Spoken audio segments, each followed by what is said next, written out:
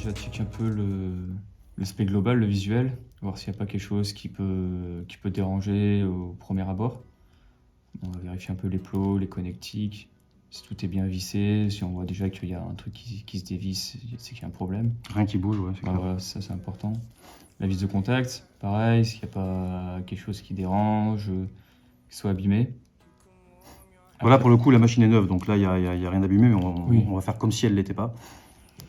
Et après, là, ce qu'on va faire, c'est qu'on va procéder à un changement de ressort arrière. Donc là, ils sont neufs aussi, donc on va garder juste l'avant qu'on a déjà, on va changer que l'arrière. Donc on va voir comment on monte avec les différents outils. Et après, on va finir par un petit nettoyage donc, à l'huile pour protéger de l'oxydation, de la rouille et surtout, plus dans le temps, voilà, que ça ne bouge pas, que ça reste visuellement nickel. Puis même au niveau hygiène, l'huile, ça fait un petit filtre, comme je t'ai déjà dit plein de fois. Là, t'as des petites projections d'encre ou quoi pour ceux qui n'emballent pas la... D'ailleurs, en vrai, je connais personne qui fait ça. Pas au cas où, s'il y en a qui le font, tant mieux. Et voilà, pour ceux qui l'emballent pas, tu as une petite projection d'encre dessus ou n'importe. Ça s'accroche pas. L'huile permet de passer un petit coup dessus. Et on nettoie jamais ces machines avec des produits corrosifs. Ouais. Ça, c'est la connerie que je vois. Tu veux qu'elle rouille, ah bah oui, totalement. Hein. C'est genre le gros spray Agnos en fin de tatou. Ça, c'est mort, quoi. Faut pas le faire. Ah, c'est fou. Ouais, de toute façon, après, tu le vois, le ressort, il est piqué de partout. Enfin, on le voit, après, c'est ce qui fait que ça casse plus vite, ça fait des fragilités quoi, au niveau du ressort. Ah bah l'oxydation, c'est sûr. Après, un ressort pique de toute façon à un moment donné. Hein, c'est la partie la plus... C'est la partie première qui va prendre ce genre de truc. Mais après, oui, c'est clair que... Totalement. C'est clair, c'est pas génial. Ben, on va commencer comme ça. Donc déjà, bon, visuellement... Voilà, visuellement, il n'y a rien à dire. Enfin, elle est neuve, donc forcément, on regarde s'il n'y a pas de point de rouille, que ça soit bien serré. On vérifie les plots, c'est tout bon. On vérifie pareil au niveau d'ici qu'il n'y a pas un jeu, que ça tombe d'un coup. Ça pourrait poser souci, qu'on n'ait pas perdu la petite vis qui va bien, parce que des fois quand ça vibre, ça peut arriver, que ça se dévisse. Ça arrive souvent si c'est pas bien serré. Voilà. Ouais. On regarde là qu'il n'y a pas de saleté dans les morts. Voilà, que tout est bon quoi, donc là on voit que c'est nickel. Donc petit changement de ressort, donc que l'arrière, que cette partie-là. Donc pour ça, on va prendre la petite clé qui va bien. Putain, tu l'as serré. La vache. Faut pas que ça bouge, on vient de le dire. La vache. Clac. Voilà, il y a un chevauchement de deux rondelles, une plus large et une plus petite. Tac, on va séparer pour ça. Voilà. Bien voir dans l'ordre que c'est posé. Exactement. Donc ça va dans ce sens-là. Exactement. Donc là, on a déposé la masselotte. J'ai niqué la main.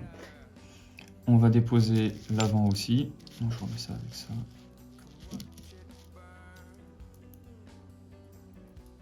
Clac. Pareil à l'avant. Je vais prendre ça pour pas me niquer la main.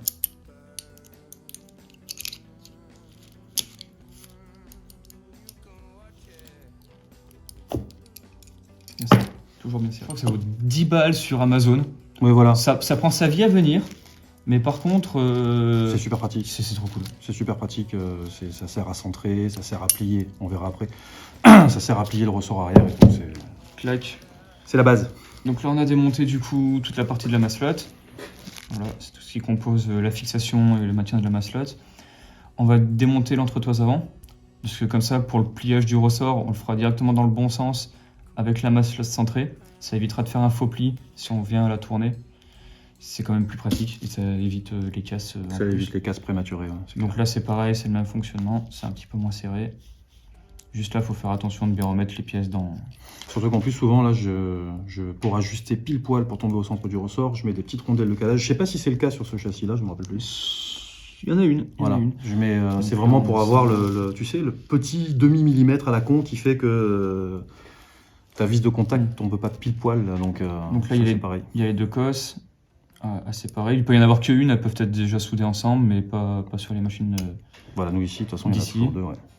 Donc là, la petite rondelle de calage, on va essayer d'enlever ça proprement, clac, qui est là. Là, les rondelles sont peut-être rentrées en force, dans ces cas-là, tu les enlèves pas. Et si sur une machine, quand on démonte, ça fait comme ça, on le laisse, ça évite comme ça de travailler trop la matière de la rondelle à force de l'enlever, remettre, et ça peut sectionner, ça peut casser net. Si on en a plein sous la main, ça va. Mais... Là, il y a les canons isolants, bon, ils sont rentrés en force, donc je vais les laisser.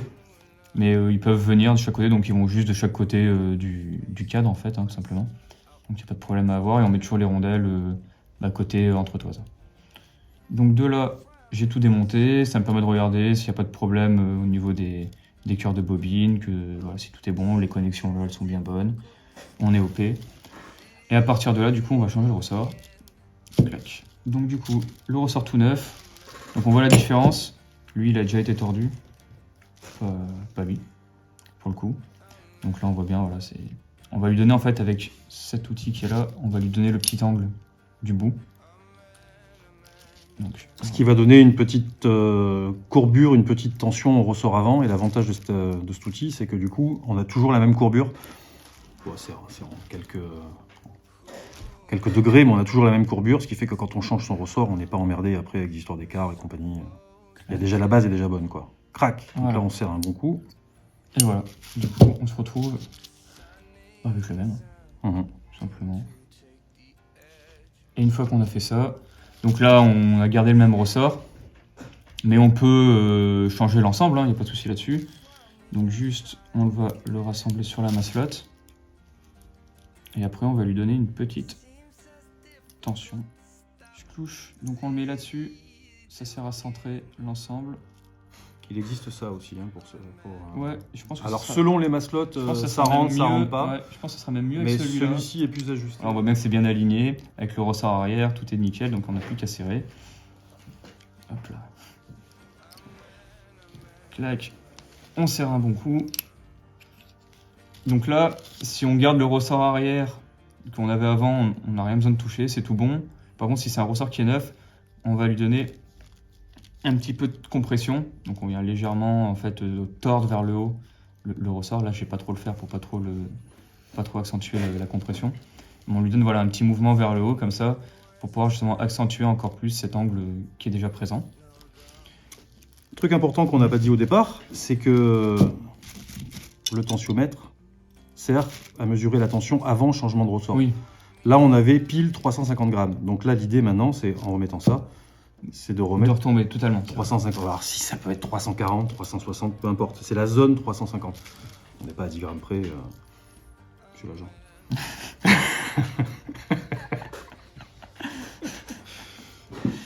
Donc bim, j'ai revis sans vis à fond, donc j'ai remis ma vis. Là, je vais me servir une petite aligneur qui va bien, voilà, pour que ça tombe bien dans l'axe, bien droit. On regarde, on est tout bon. Là, je suis nickel. Et là, je viens serrer le mort. À partir de là, du coup, la massette, elle peut plus bouger comme ça. Et là, je peux aller serrer mon ressort arrière bien comme il faut. Tac. Bien serré. Et là maintenant, comme on a vu, le but ça va être de donner donc les 350 grammes. Donc là on voit que d'origine j'ai un petit peu moins que 200. Et là toujours dans le même sens, on va venir le courber. Progressivement, toujours très progressivement. Voilà. Très doucement, il ne faut pas y aller d'un coup parce que sinon on fait un 500 grammes d'entrée de jeu. Là j'ai pas fait grand chose. Ouais si, je suis passé un petit peu, je suis vers 250. Donc on a dit 300 350. 350. Donc là je sais que je peux y mettre un petit peu plus. Toujours progressivement, de façon à ce qu'on n'ait pas le retort dans l'autre sens. Si on tombe à 500 par exemple, on ne retord pas dans l'autre sens, ça peut casser le ressort. Non. Ouais, je suis un tout petit peu au-dessus de 350. Non, c'est parfait, c'est très bien. Très légèrement. À savoir que sur des micro-bobines, ça c'est un petit truc qu'on oublie souvent, le grammage est quand même vachement dépendant des bobines. Ouais. C'est-à-dire que là, si jamais tu as des micro-bobines comme ça, même si là elles sont avec du petit fil de cuivre plus fin, il y a quand même de la longueur. Mais si on a des grosses bobines, surtout par exemple sur des Mickey Sharps, avec des bobines qui sont en 34 de haut, là on peut se permettre d'avoir 450 grammes de tension, les bobines suivront. Sur des petites bobines, on a la pêche à partir de 300 grammes. 300, 400 on va dire, c'est dans cette zone-là. 350 c'est la bonne moyenne, quoi. Hop là. Du coup, là on va remettre le petit plot avant avec l'entretoise. Donc du coup, je mets ma vis, ma rondelle, mes deux petits connecteurs. Alors tiens, pourquoi deux connecteurs? Alors, il y en a plein qui en font avec les deux sur le même. En fait, c'est juste pas une question d'entretien. En fait, enfin, nous, on préfère faire, c'est que de séparer en fait le circuit du condo. Comme ça, si le condo il vient à péter ou il faut le changer ou il y a un câble qui pète pour X raison, en fait c'est plus facile de juste dévisser les vis qui sont là, changer le condo qui se vend comme ça, qu'on vend à l'unité, et le remonter facilement, plutôt que s'amuser à enlever, dessouder, voilà, enlever la gaine, dessouder, ressouder, pour peu qu'on mette pas le même angle ici, il y a un truc qui chie, les fils ils sont pas pareils, ça peut être pris, ça peut être pincé, c'est plus compliqué on va dire. Là au moins c'est facile, c'est que tout le monde peut le faire, t'achètes ton condo et c'est fini quoi. Enfin, double avantage, le tatoueur lui-même peut changer son condo, ou nous en SAV, c'est fait en 2-2 quoi. Totalement. Encore une fois, il faut penser ces machines toujours en SAV quoi. Enfin, moi je fais ça depuis des années, hein. Je sais que je suis mes machines, donc l'idée c'est d'éviter du boulot là où il n'y a pas besoin qu'il y en ait quoi. Donc, du coup on revisse. Donc là la vis de contact est en cuivre, donc on peut se permettre d'appuyer sur la vis quand on serre. On fait surtout pas ça quand les vis sont en argent, métal beaucoup plus souple, et du coup si on serre on va tordre la vis. Tac. Donc quand la vis est en argent, on dépose la vis et on met une autre vis très solide à la place quoi, en M4. Donc voilà, là on l'a remonté, donc là tout est serré de cette partie-là, cette partie elle est bonne. Là on a fait le réalignement au visuel qui paraît être bon. Et du coup on va tester déjà si ça tourne comme il faut. Clac, donc là j'ai un voltage de 4,3. On voit déjà que ça tourne plutôt pas mal.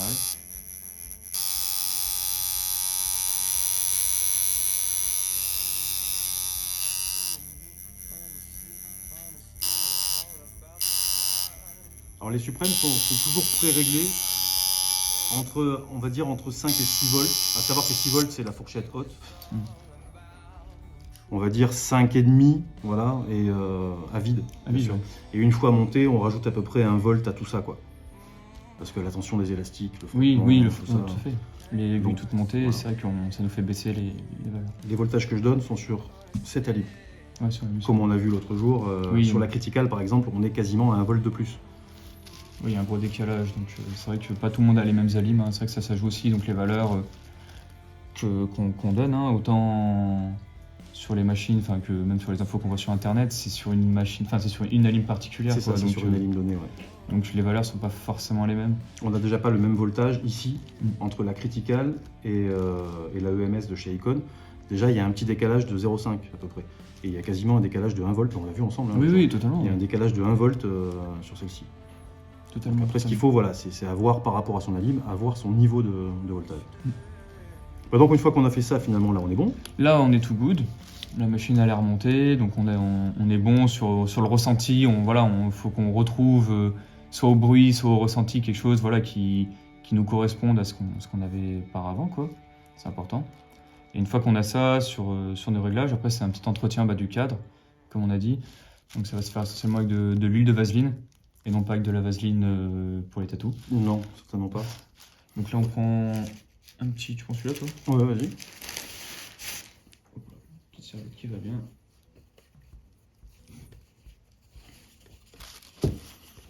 Clac, on vient mettre une petite goutte ou deux. Vraiment très peu. Hein. Et là le but ça va être d'y aller tranquillement, faire des petits ronds.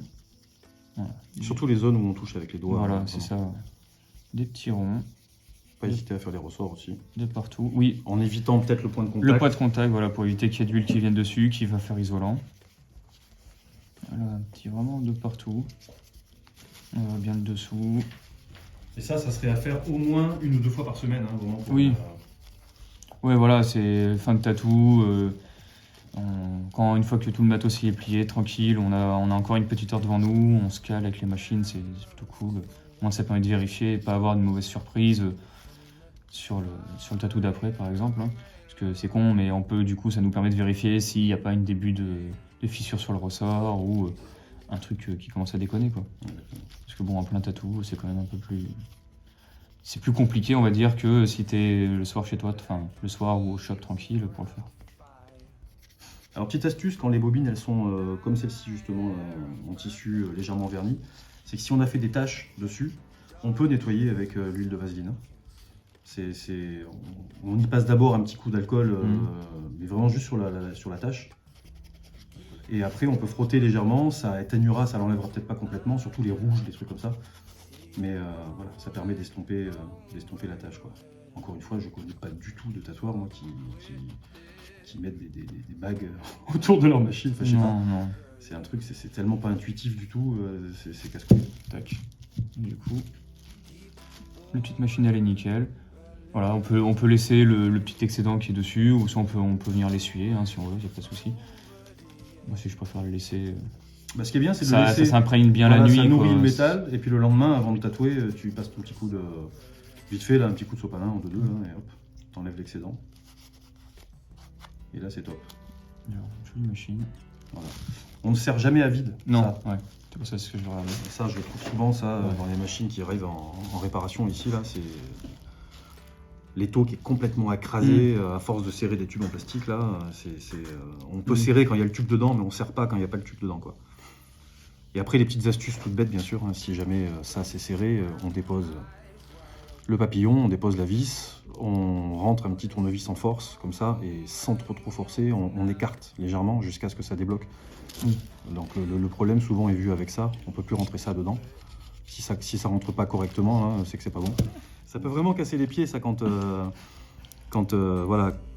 est là à galérer à rentrer ces tubes. Donc du coup, c'est bien quand même de surveiller ça aussi, et surtout de pas serrer comme un bourrin. Voilà, ça s'appelle ça. Si on fait ça régulièrement, on va faire des heures et des heures de vol, des années de boulot sans problème. Si le condo pète, on a vu qu'on pouvait démonter en 2-2. Et voilà, après des petites astuces toutes bêtes, mais que je vois souvent aussi, on pense bien toujours à mettre le rouge positif en bas sur le plot et la masse en haut. Ça marche aussi à l'envers, mais c'est vrai que ça contrarie un petit peu le condo. Donc ça peut accentuer le vieillissement prématuré du condo. Et puis voilà, puis après des petits trucs comme ça, bon, ça on en trouve un pareil, je pense qu'on doit pouvoir en trouver Sur Internet, un peu partout, Amazon. Enfin, moi j'en ai quelques-uns comme ça, mais je suis pas forcément très riche dans ces trucs-là. J'en ai quelques-uns sur le site. Ça non, par contre, ça c'est vraiment Amazon, ça c'est américain. Après, et ça, voilà, ça c'est un peu le Graal, mais c'est plus dur à trouver. C'est l'outil. Alors j'en ai de temps en temps, là j'en ai eu récemment, mais ils sont tous partis en 2-2. J'en ai de temps en temps sur le site, mais voilà, s'il y a moyen de les trouver ailleurs, trouvez-les ailleurs. Sinon, j'ai fait une petite waiting list là, de personnes qui en veulent, et la prochaine fois que j'en ai, si vous voulez vous ajouter, il n'y a pas de problème. Mais bon, c'est vraiment l'outil, ça c'est encore mieux que n'importe quel alim. Ta machine, tu sais qu'elle a 400 grammes par exemple, tu remets 400 grammes, elle tourne nickel à 7 volts à 400 grammes, quoi. Et pas besoin d'avoir des histoires de hertz. Le pire, c'est le duty, hein. Ça c'est le petit de pomme. On en fera un d'ailleurs, on fera un truc là-dessus vraiment, parce que la vidéo qu'on a fait l'autre jour là, il y a plein de gens après qui m'ont posé des questions par rapport à ça. Ouais, mais mon duty, mes hertz, mon machin. La machine, il faut qu'elle marche à ta main, en fait. On s'en fout après du duty, on s'en fout de tout ça. Oui, il y a une norme, mais c'est une norme qui est générique. Elle n'est pas adaptée forcément à toi ou à moi ou à qui que ce soit d'autre. Oui, en fonction de la conception de la machine, déjà, ça joue. Puis oui, encore une fois, c'est que tu peux avoir des valeurs entre guillemets mauvaises, mais la machine elle tourne nickel chrome et ils font un tout. C'est ça, exactement. Alors qu'au contraire, des fois, tu as des valeurs pour la même machine qui sont les plus parfaites du monde, et pourtant ta machine, tu fais de la merde avec, quoi. Tout à fait. Valeur générique de base pour une machine, peu importe le voltage, il faut éviter de passer en ampérage au-dessus de 0,5. C'est ça. En dessous de 0,5, c'est nickel. Au-dessus de 0,5, forcément, ça va chauffer plus. Ça chauffe un peu, c'est normal, mais ça va chauffer plus, c'est pas bon. Deuxième valeur standard de base, c'est à peu près les 100 Hz. Pour un liner. Coups par seconde pour un liner. Mais même pas pour un liner, pour tout, j'ai envie de dire. Après, on s'adapte soit à vitesse de main, soit voilà. Au-dessus de 100 Hz, on est plus sur de la ligne ou de l'ombrage. Au-dessous de 100 Hz, là, c'est vraiment pour de l'aplat. Et genre du full black ou des choses comme ça, là, on est plus à 85, quelque chose comme ça, pour vraiment déposer son pigment. 350-400 grammes par défaut, ça donne à peu près 50% de duty. Allez, on va dire 45-52, 55 par là. Donc ça c'est pareil, le duty, même si c'est pas ultra important, mais bon, s'il y en a qui bloquent dessus, on part de ce principe-là. Donc si le duty est trop élevé, on enlève de la tension, et s'il n'est pas assez élevé, on en rajoute. Je pense qu'on a fait un petit peu le tour là, de tout ce qui est entretien. Alors, ce qu'on a fait là, c'est parce que là, le cadre est en acier. Oui. Huiler un cadre laiton, ça n'a pas d'intérêt particulier, à part le nettoyage. Oui. Ça nettoie, mais je veux dire, il n'y a pas de... Il y a mon intérêt, quoi. Voilà, il n'y a pas d'intérêt particulier, quoi. Non, après c'est juste sur le cas de laiton, éviter de mettre les élastiques autour des bobines, parce que généralement ça laisse les traces à la longue, ça fait des traces noires. Surtout quand la machine a bien tourné, on enlève Ouais. toujours ses élastiques. Ça, de toute Ouais. façon, c'est un truc. On enlève toujours ses élastiques quand on a fini de piquer avec sa machine, quoi. Ça se jette les élastiques, c'est inconsommable. Hein. Ah bah oui, totalement, je suis d'accord. Donc, effectivement, sur les tons, ça fait des sales traces noires. Après, c'est assez casse-pied à enlever. Donc ça, voilà. Donc les élastocs, c'est bon. Nettoyage de la bobine, si elle est en tissu, voilà. Bon, après, si jamais elle est dans une autre matière, plastique ou comment on appelle ça, là, le truc holographique, là, ces choses-là. Ça, par contre, ça se nettoie très très facilement. On essaie juste de pas mettre de produits super corrosifs dessus, mais après, c'est assez nickel, quoi. Voilà. Je pense qu'on a fait le tour, on est pas mal, là. On est plutôt pas mal, ouais, pour une première vidéo. Ouais, c'est bien. On explique un peu la base, il y aura la suite sur d'autres entretiens, sur d'autres... Sur du réglage, surtout. Nettoyer. Ouais, ça. Parce que je pars dans l'idée qu'il faut voir ce que les gens demandent le plus, là. Donc c'est vrai que le réglage, c'est quelque chose qu'il faut voir. Et les alimes, les gars, les alimes. Ça, les alimes, rentrez-vous dans le crâne qu'une alime, il y a vraiment plusieurs qualités d'alimes. Je parle dans le flux, hein, je parle pas dans la marque. Et effectivement, là, on a quand même quelque chose là on n'est pas payé du tout pour dire ça, hein. mais vraiment, quoi. Il n'y a pas photo, quoi. On est au-delà de tout. Alors, je sais qu'il y a d'autres marques, hein, qui sont bien aussi, mais j'ai pas eu entre les mains, donc ça, je peux pas trop dire. Mais à l'atelier, c'est réglage sur Critical ou Icon éventuellement quand elle veut bien marcher, parce qu'elle est très vieille. Et après, sinon, moi, ça fait tourner, ça tourne une machine pendant 1 heure avant de partir chez le client. Suspendu comme ça avec le système du bouton, ça c'est super pratique. C'est le top. Ouais. Et au moins pendant cette heure-là, si j'entends des variations, des choses comme ça, c'est rectifié. En cours de route. On est bon? Pas mal. Eh ben voilà. Oui. On a presque bien mérité notre bière. Hein. Yalla.